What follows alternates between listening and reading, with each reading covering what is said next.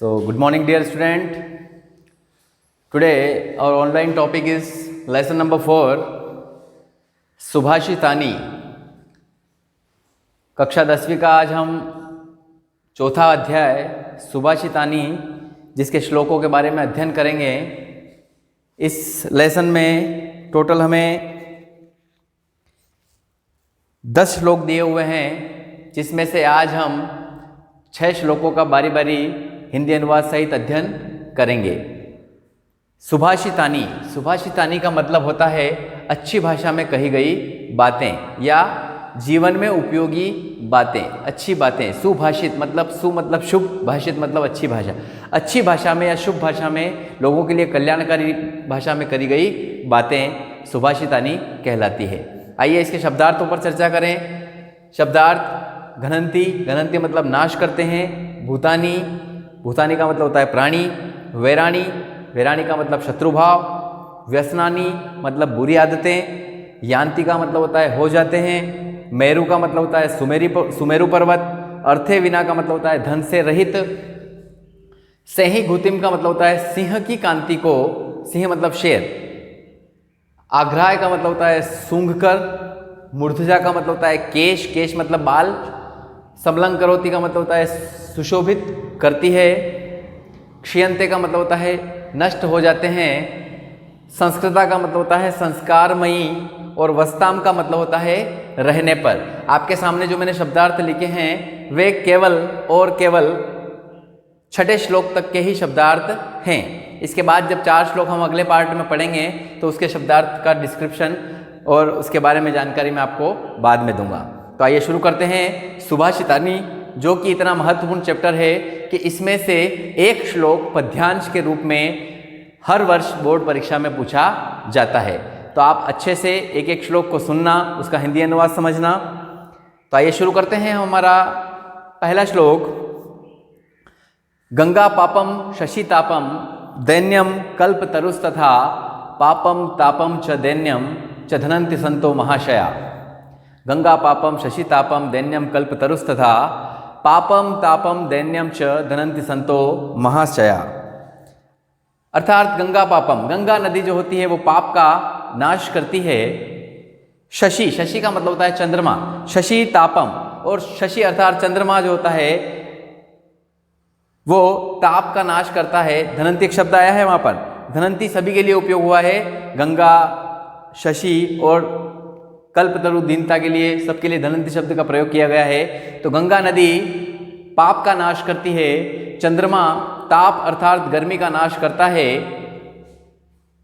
दैन्यम कल्पतरुस्तथा, और कल्प वृक्ष जो होता है, कल्पतरु जो होता है वो दीनता या गरीबी का, दैन्यम मतलब दीनता या गरीबी का नाश करता है. ठीक उसी प्रकार से पापम तापम दैन्यम च धनंति संतो महाशया, अर्थात पापम तापम च दैन्यम च धनंति संतो महाशया, अर्थात पाप, ताप और गरीबी, इन तीनों का नाश तो केवल और केवल संतो महाशया अर्थात संत महापुरुष या संत लोग ही कर सकते हैं. एक बार और सुनेंगे. गंगा नदी पाप का नाश करती है. चंद्रमा ताप का नाश करता है. दीनता और गरीबी का नाश कल्प वृक्ष करता है. और इन तीनों अर्थात पाप, ताप और गरीबी, इन तीनों का नाश केवल और केवल कल्प वृक्ष ही कर सकता है. इसलिए कल्प वृक्ष क्या, संतो महाशया अर्थात संत या महाशय ही कर सकते हैं. तो एक बार और सुनना. गंगा नदी पाप का नाश करती है. चंद्रमा ताप का नाश करता है. दीनता और गरीबी का नाश कल्प वृक्ष करता है. ठीक उसी प्रकार से पाप, ताप और दीनता अर्थात गरीबी का नाश केवल और केवल संत महाशय ही कर सकते हैं. अर्थात संत महाशय इन सभी से श्रेष्ठ माने गए हैं. गंगा नदी से, चंद्रमा से और कल्प वृक्ष से, इन तीनों से ज़्यादा महान किसको माना गया है? सत्पुरुष अर्थात संतो महाशय, संत या महाशय को माना गया है. मोस्ट इंपोर्टेंट श्लोक था ये. दूसरे श्लोक की ओर बढ़ते हैं. दानेन भूतानि वशी भवन्ति दानेन वैराण्यपि यान्ति नाशम परो अपि बंधुत्वम उपेति दाने दारुणम ही सर्व व्यसनानि हन्ति. सर्व व्यसनानि, व्यसनानि का मतलब होता है बुरी आदतें. सर्व मतलब सारी, जितनी भी बुरी आदतें हैं उन सब की बात हो रही है. तो दानेन भूतानि वशी भवन्ति, भूतानि का मतलब होता है प्राणी. वशी का मतलब होता है वश में हो जाना. दानेन भूतानि वशी भवन्ति, पहले इसको पढ़ना सीखें। दानेन भूतानि वशी भवन्ति दानेन वैरान्यपि यान्ति नाशम परो अपि बंधुत्व मुपेति दाने दारणम ही सर्वव्यसनानि हंति। तो सुनना, हंति का मतलब होता है नाश करता है। हंति का मतलब क्या होता है? नाश करता है। और घनंति का मतलब भी नाश करता है। हंति और घनंति एक ही धातु से बने हुए हैं, हन धातु से। हन से हंति और हन से ही घनंति। तो सुनेंगे, दानेन भूतानि वशी भवन्ति दानेन वैरान्यपि यान्ति नाशम परो अपि बंधुत्व मुपेति दाने दारणम ही सर्वव्यसनानि हंति। तो दान देने से, दानेन भूतानि वशी, भूतानि मतलब प्राणी, दान देने से संपूर्ण प्राणी अपने वश में आ जाते हैं। दान देने से संपूर्ण प्राणी अपनी वश में आ जाते हैं। दानेन वैरान्यपि यान्ति नाशम, और दान करने से, वैरान्यपि मतलब वेर भाव, क्या हो जाता है? यान्ति नाशम, यान्ति का मतलब हो जाता है, नाशम मतलब समाप्त। अर्थात दान देने से या दान करने से वेर भाव, जो लड़ाई झगड़ा होता है, वो क्या हो जाता है? उसका भी नाश हो जाता है। परो अपि बंधुत्व मुपेति, परो अपि मतलब पराया व्यक्ति भी दान देने से, बंधु मतलब अपना बंधु या अपना बन जाता है। दान देने से पराया व्यक्ति भी क्या हो जाता है? अपना बन जाता है। दाने दारणम ही सर्वव्यसनानि हंति, और दान करने से सारी बुराइयों का क्या हो जाता है? नाश हो जाता है। व्यसना, जितने भी व्यसन है, जितनी भी बुरी आदतें हैं, दान करने से सारी बुरी आदतों का क्या हो जाता है? नाश हो जाता है। इसीलिए इसका भावार्थ यह है कि दान करने से व्यक्ति में निहित जितने भी दोष हैं, उन सभी का क्या हो जाता है? नाश हो जाता है, या वो समाप्त हो जाते हैं। एक बार वो हिंदी ट्रांसलेशन देखना इसका। दानेन भूतानि वशी भवन्ति, दान देने से संपूर्ण प्राणी अपने वश में हो जाते हैं। दानेन वैरान्यपि यान्ति नाशम, और दान देने से वेर भाव जो होता है उसका नाश हो जाता है, लड़ाई झगड़े का नाश हो जाता है। परोपि बंधुत्व मुपेति दाने, और दान देने से पराया व्यक्ति भी अपना बंधु बन जाता है, अपना हो जाता है। और दानम ही सर्वव्यसनानि हंति, और दान देने से समस्त बुरी आदतों का क्या हो जाता है? नाश हो जाता है। इसका अर्थ यह है, या इसका भावार्थ यह है कि दान देने से, दान करने से व्यक्ति के अंदर निहित संपूर्ण दोष या संपूर्ण बुराइयां जो होती है वो नष्ट हो जाती है। इसलिए हमें क्या करना चाहिए? दान करना चाहिए। यहां हमारा दूसरा श्लोक समाप्त हुआ। तीसरे श्लोक पे आते हैं हम। नात्युच्च शिखरो मेरुनार्ति निचम रसातलम व्यवसाय द्वितीय नाम नाप्य पारो महोदधि। नात्युच्च शिखरो, शिखरो मतलब ऊंचे से ऊंचा शिखर। नात्युच्च, नाति प्लस उच्च बराबर नात्युच्च, ऊंचे से ऊंचा शिखर। एक व्यवसाय द्वितीय नाम शब्द लिखा है। व्यवसाय द्वितीय नाम पुरुषार्थी लोगों के लिए, उद्यमशील लोगों के लिए, मेहनती लोगों के लिए लिखा हुआ शब्द है। व्यवसाय द्वितीय नाम मतलब मेहनती, उद्यमशील या परिश्रमी व्यक्ति, उसके लिए। मेरुनार्ति नीचम, मेरु मतलब सुमेरु पर्वत, जो ऊंचे से ऊंचा पर्वत होता है वो सुमेरु पर्वत माना गया है। और मेरुनार्ति नीचम रसातलम, रसातलम का मतलब होता है पृथ्वी के नीचे का भाग, सबसे नीचे का भाग, जिसको हम छठा लोक भी बोलते हैं। छठा लोक, छठा लोक, जो सबसे नीचे रसातल है, सबसे नीचे गहराई में है, उसको हम रसातल बोलते हैं। महोदधि का मतलब होता है समुद्र। अपारो, नाप्य पारो, अपारो का मतलब होता है जिसमें अपार हो, अगम्य हो, मतलब इस पार से उस पार सिर्फ और सिर्फ पानी ही दिखे, इसके अलावा कुछ भी नहीं दिखे, जिसका कोई दूरी ना हो, मतलब अगम्य हो, उसको बोलते हैं नाप्य पार। अपार, अपार महोदधि, महोदधि मतलब समुद्र। समुद्र जो है इस यहाँ से उधर तक देखने में उसका ना तो कोई किनारा दिखाई देता है और ना कुछ, सिर्फ और सिर्फ चारों तरफ यत्र तत्र और सर्वत्र हमें सिर्फ और सिर्फ पानी ही दिखाई देता है। उसको हम महोदधि अर्थात समुद्र कहते हैं। तो ये बोलते हैं नात्युच्च शिखरो मेरुनार्ति नीचम रसातलम व्यवसाय द्वितीय नाम नाप्य पारो महोदधि। अर्थात मेहनती पुरुष या उद्यमशील पुरुष या पुरुषार्थी व्यक्ति, उद्यमशील पुरुषार्थी या मेहनती पुरुष के लिए ऊंचे से ऊंचा सुमेरु पर्वत भी उसके लिए ऊंचा नहीं है। मतलब मेहनती पुरुष वहां पर भी चढ़ने का प्रयास करेगा और वहां पर भी वो सफल होगा। अर्थात मेहनती पुरुष या परिश्रमी या पुरुषार्थी पुरुष के लिए ऊंचे से ऊंचा सुमेरु पर्वत भी उसके लिए ऊंचा नहीं है, और अर्थात वो वहां पे भी चढ़ जाएगा, उसको वहां पर भी चढ़ने में सफलता प्राप्त होगी। और मेरुनार्थी नीचम रसातलम, और उसी मेहनती या पुरुषार्थी या परिश्रमी व्यक्ति के लिए नीचे से नीचा रसातल भी उसके लिए नीचा नहीं है। अगर उसको नीचाई गहराई में जाना है तो वो वहाँ पर भी पहुँच जाएगा, अर्थात वहाँ पर जाने में भी सफलता को प्राप्त करेगा। फिर से बोलूँगा पहली लाइन, उद्यमशील मेहनती या परिश्रमी व्यक्ति के लिए ऊंचे से ऊंचा रसातल, ऊंचे से ऊंचा सुमेरु पर्वत भी उसके लिए ऊंचा नहीं है, अर्थात वो वहाँ पर भी चढ़ जाएगा और सफलता को प्राप्त करेगा। और उसी मेहनती या परिश्रमी व्यक्ति के लिए नीचे से नीचा रसातल भी उसके लिए नीचा नहीं है, अर्थात तो वो उस गहराई में भी पहुँचने का प्रयास करेगा और सफलता को प्राप्त करेगा।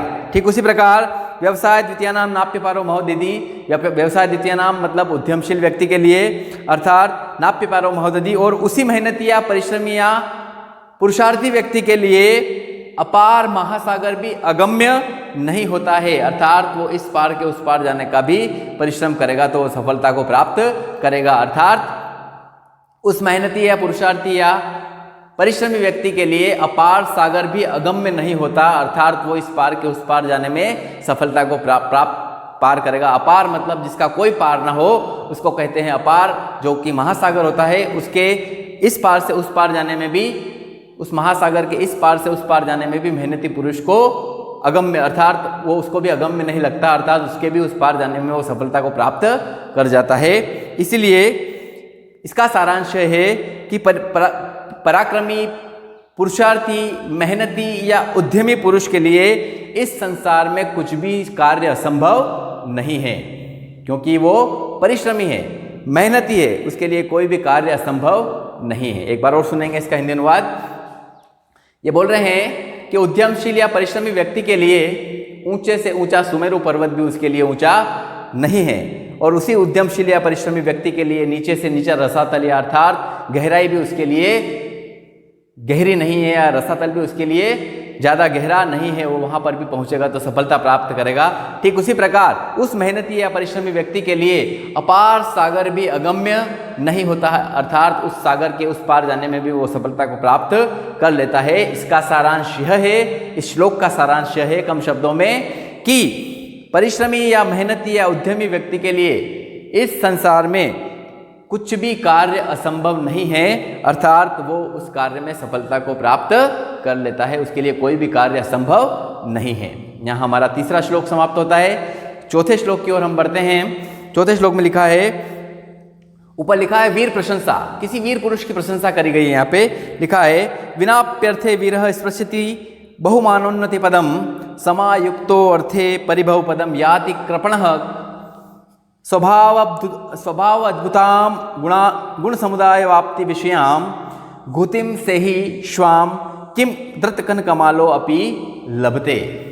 लभते का मतलब होता है प्राप्त करना।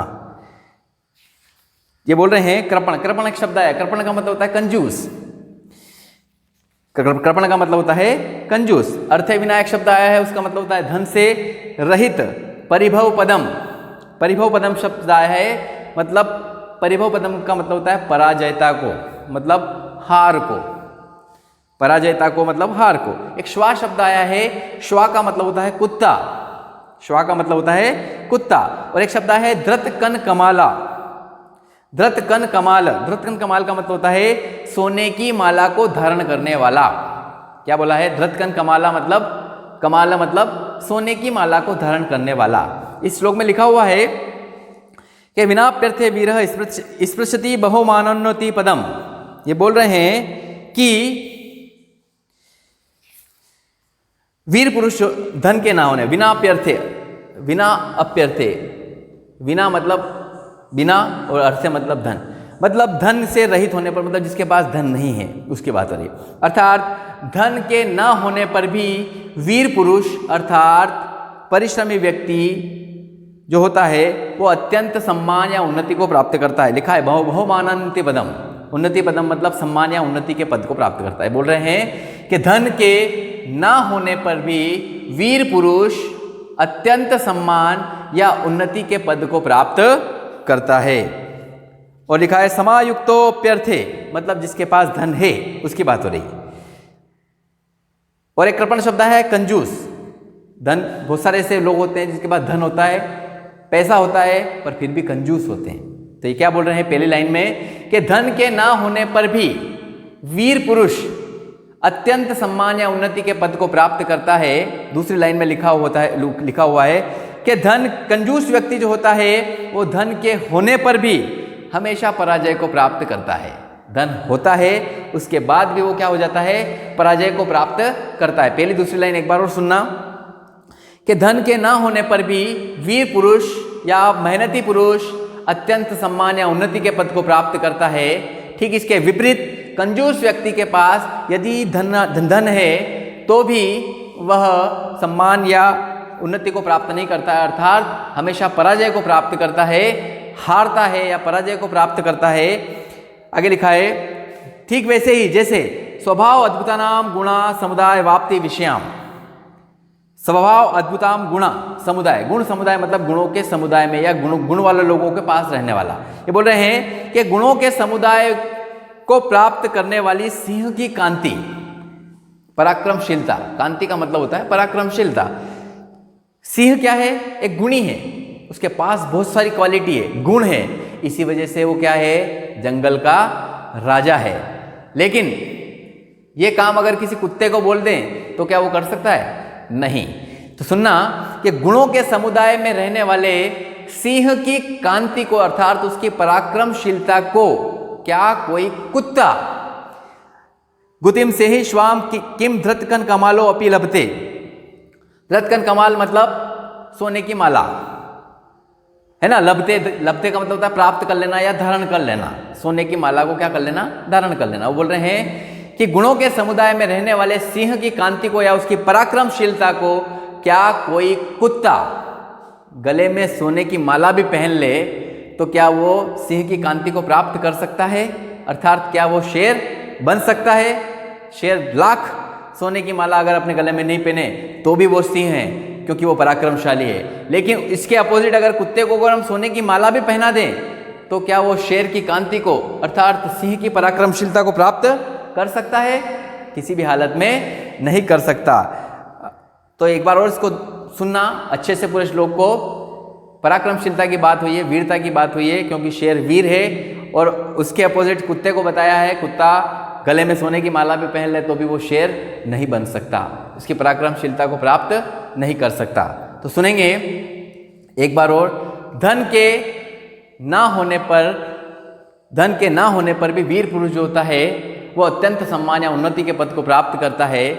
ठीक इसके विपरीत कंजूस व्यक्ति के पास यदि धन हो तो भी वह पराजय को प्राप्त करता है। ठीक उसी प्रकार से धन से रहित व्यक्ति मतलब कौन? शेर। और कंजूस व्यक्ति जिसके पास धन है और कंजूस है वो कौन? कुत्ता। ऐसे तुलना करी हुई है। तो धन के ना होने पर भी वीर पुरुष सम्मान या उन्नति के पद को प्राप्त करता है। ठीक उसके विपरीत यदि कंजूस व्यक्ति के पास धन है तो भी वह पराजय को ही प्राप्त करता है। ठीक उसी प्रकार जैसे गुणों के समुदाय में रहने वाले सिंह की कांति को अर्थात गुणी सिंह की कांति को या उसकी पराक्रमशीलता को क्या कोई कुत्ता अपने गले में सोने की माला भी पहन ले तो क्या वह सिंह की कांति को प्राप्त कर सकता है? अर्थात वो शेर बन सकता है, उसकी पराक्रमशीलता को प्राप्त कर सकता है सोने की माला पहनने के बाद? नहीं। अर्थात इस जगह पर शेर ही है और कुत्ता ही है, चाहे वह सोने की माला ही क्यों ना पहन ले। यहाँ हमारा चौथा श्लोक समाप्त हुआ। पांचवें श्लोक की ओर बढ़ते हैं। गुण प्रशंसा मतलब किसी व्यक्ति के गुणों की प्रशंसा बताई गई है कि गुणों में क्या क्वालिटी होती है, गुण की वजह से क्या होता है। तो लिखा है गुणा कुर्वन्ति दुतत्वम दुरे अपि वस्ताम सताम केतकी गंधमाग्राय स्वयमायांति षटपदा। षटपदा का मतलब होता है भंवरे। भंवरे जो होते हैं भ्रमरा, उनको बोलते हैं षटपदा अर्थात भंवरे। अलिनाम भी उसी को बोलते हैं, अलिनाम का मतलब भी भंवरा होता है। तो यहाँ बोला है गुणा कुर्वन्ति दुतत्वम दुरे अपि वस्ताम सताम। वस्ताम शब्द यहाँ पे आया है, वस्ताम का मतलब होता है रहने पर। वस्ताम का मतलब क्या होता है?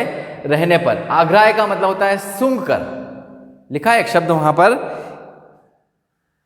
केतकी गंध माग्राय। आग्राय माग्राय मतलब आग्राय मतलब सूंघ कर। केतकी गंध मतलब केवड़े के फूल की गंध मतलब सुगंध है ना, को सूंघ कर यहाँ पे बताया गया। गुणा कुर्वन्ति दुतत्वम दूरे अपि मतलब दूर होते हुए। दुतत्व मतलब दूत का कार्य दूत जो होते हैं ना उसका कार्य। तो ये बोल रहे हैं गुणा कुर्वन्ति दूतत्वम दूरे अपि वस्ताम सताम, सताम मतलब सज्जनों का, है ना, सज्जनों का या महापुरुष का। तो ये बोल रहे हैं गुणा कुर्वन्ति दूतत्वम, अच्छा गुण जो होते हैं वो सज्जन व्यक्ति के अंदर ही होते हैं, दुर्जन व्यक्ति के अंदर गुण नहीं होते हैं, है ना।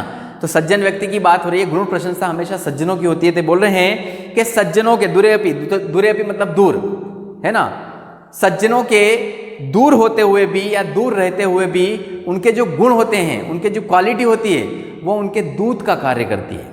दूत मतलब प्रतिनिधित्व, यदि वो नहीं भी है और उसकी क्वालिटी किसी के सामने बताई जा रही है तो उसके प्रतिनिधित्व का कार्य करेगी, उसकी प्रशंसा का काम करेगी, क्योंकि उसके अंदर क्या है, गुण है, उसके अंदर क्वालिटी है ऐसी। तो सज्जनों के दूर होते हुए भी उनके जो गुण होते हैं वो उनके दूत का कार्य करते हैं। दूत मतलब उसके प्रतिनिधित्व का कार्य करते हैं। उदाहरण के लिए केतकी गंध मागराया स्वयमायंती षटपदा, ये बोल रहे हैं कि केवड़े के फूल की मादक मतलब आकर्षित करने वाली बहुत अच्छी सुगंध, है ना, मादक सुगंध। तो केवड़े के फूल की मादक सुगंध को सूंघकर केवड़े के फूल की मादक सुगंध को सूंघकर भंवरे स्वयं उसके पास आकर के मंडराने लगते हैं। क्या करने लगते हैं, मंडराने लगते हैं, क्योंकि उसकी सुगंध ही इतनी अच्छी होती है। तो इस केवड़े के फूल की तुलना किससे करी गई है, सज्जन से, क्योंकि सज्जनों में क्या होता है, गुण होता है, और उसका गुण जो होता है वो हमेशा प्रतिनिधित्व का कार्य करता है। अगर वो नहीं भी है तो उसके प्रतिनिधित्व का कार्य करेगा, उसका अपने आप कार्य वहां पे हो जाएगा, क्योंकि उसके अंदर गुण है। और ठीक उसी प्रकार से केवड़े के फूल की मादक सुगंध को सूंघकर भंवरा स्वयं उसकी ओर आकर्षित होता है। क्या करने के लिए, उसकी मादक सुगंध को सूंघने के लिए। तो ये बोल रहे हैं, एक बार और सुनना, कि सज्जनों के दूर रहते हुए भी उनके जो गुण होते हैं, सज्जनों के दूर होते हुए भी उनके जो गुण होते हैं वो उनके दूत का कार्य करते हैं या उनके प्रतिनिधित्व का कार्य करते हैं। ठीक उसी प्रकार जैसे केवड़े के फूल की मादक सुगंध को सूंघकर भंवरा अपने आप उसकी ओर आकर्षिक होता है। इसका आशय यह है कि सज्जनों का जो व्यक्तित्व होता है, सज्जन व्यक्ति का जो व्यक्तित्व होता है अपने आप आकर्षित हो रहा है।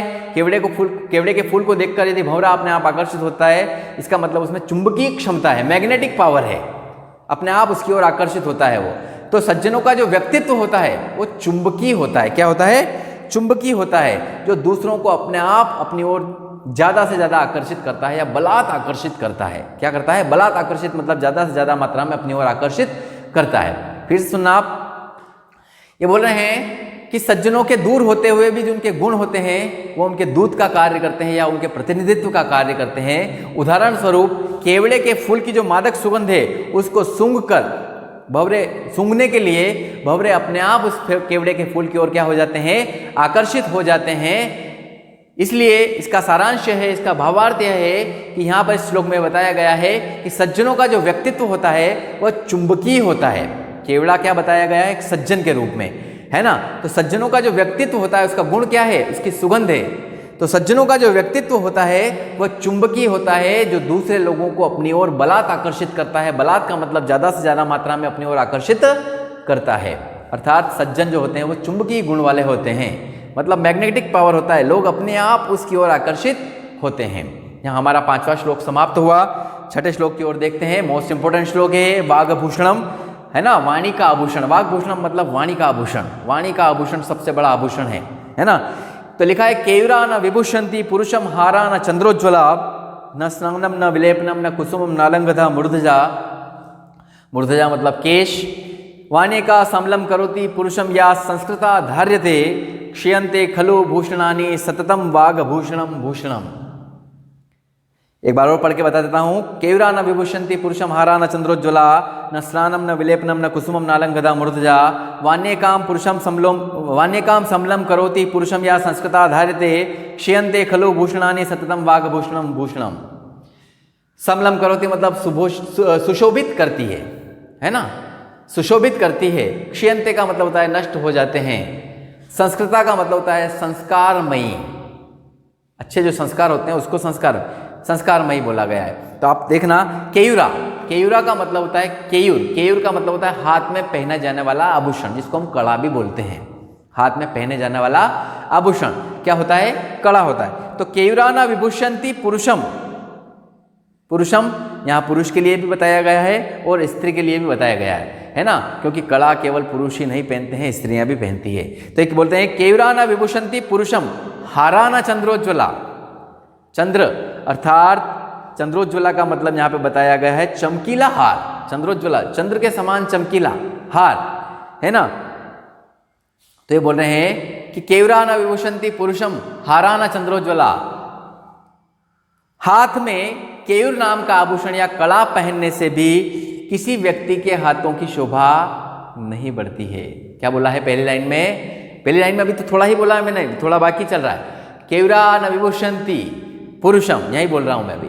तो हाथ में पहने जाने वाला केयूर नाम का आभूषण किसी भी व्यक्ति के हाथ की शोभा को नहीं बढ़ाता है। जरूरी नहीं है कि हाथ में कड़ा पहन लिया तो आपके हाथों की शोभा बढ़ गई।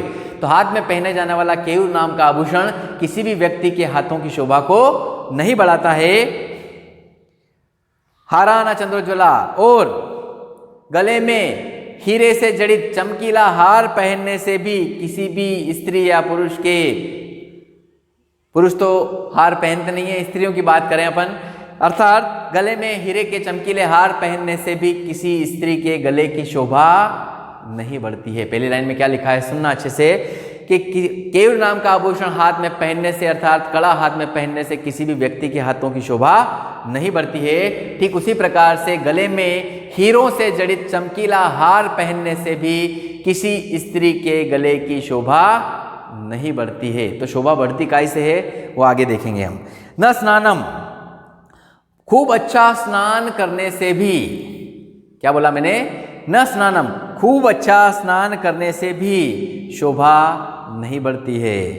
न विलेपनम, और विलेपन करने से मतलब चेहरे के ऊपर पेस्ट इत्यादि लगाने से, विलेपन करने से भी किसी की शोभा नहीं बढ़ती है।